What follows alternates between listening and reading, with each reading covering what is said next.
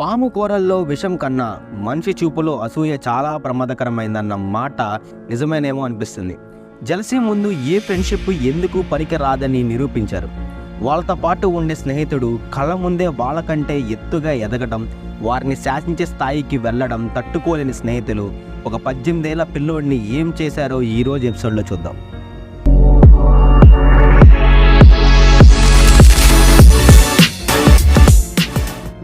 మంచి వాళ్ళకే అన్ని కష్టాలు వస్తుంటాయి అంటారు.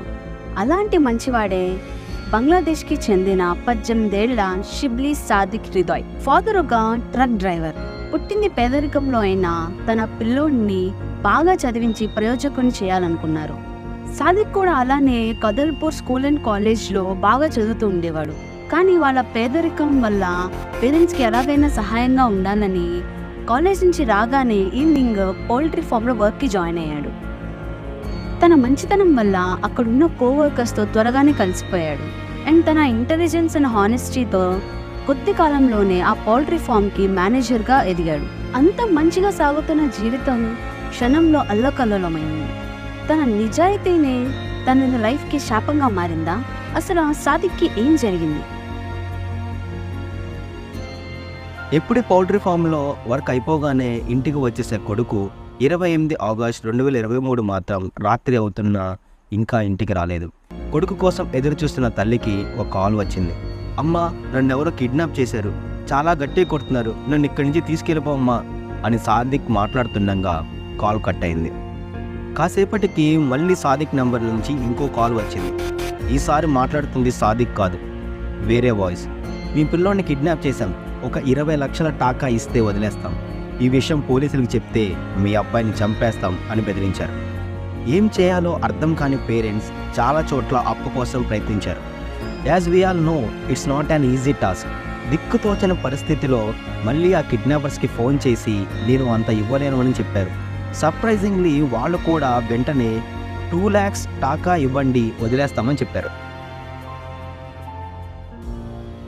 తనకి ఆ 2 lakhs టాకా చాలా ఎక్కువైనా సరే కష్టపడి ఆ మనీ తెచ్చి కిడ్నాపర్స్కి ఇచ్చాడు. వాళ్ళు ఆ మనీ తీసుకుని నువ్వు ఇంటికి వెళ్ళేసరికి మీ అబ్బాయి మీ ఇంట్లో ఉంటాడు అని చెప్పి వెళ్ళిపోయారు. కొడుకు వచ్చేస్తాడని ఇంటికి వెళ్ళిన తండ్రికి నిరాశ ఎదురయ్యింది. సాదిక్ ఇంటికి రాలేదు. రాత్రి దాటింది, అయినా రాలేదు.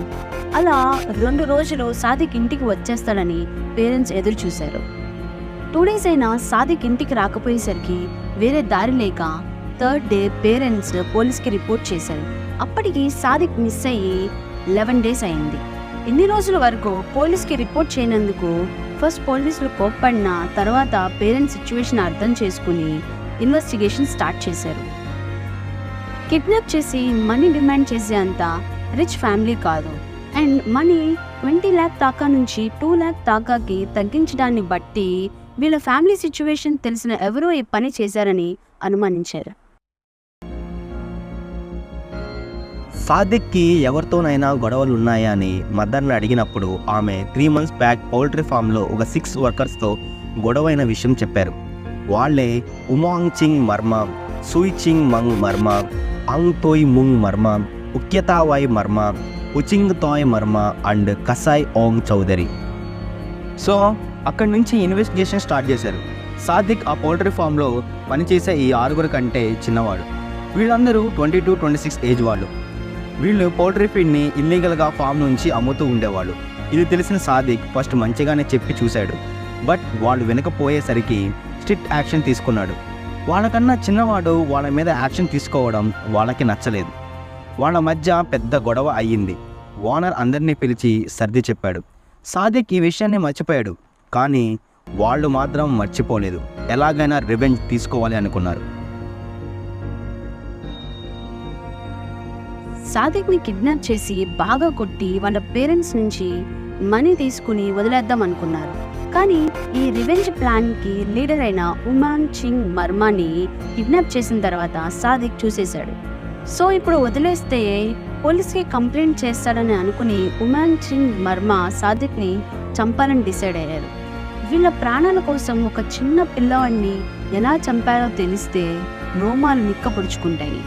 కిడ్నాప్ చేసిన 2nd డేని సాదిక్ని చంపి ఎవిడెన్స్ క్లియర్ చేయడం కోసం వాళ్ళందరూ కలిసి బాడీని పీసెస్గా కట్ చేసి బోన్స్ నుంచి ఫ్లెష్ని సపరేట్ చేసి అవన్నీ ఎవ్వరికీ తెలియకుండా దగ్గరలో ఉన్న ఒక కొండ మీద దూరంగా పడేశారు.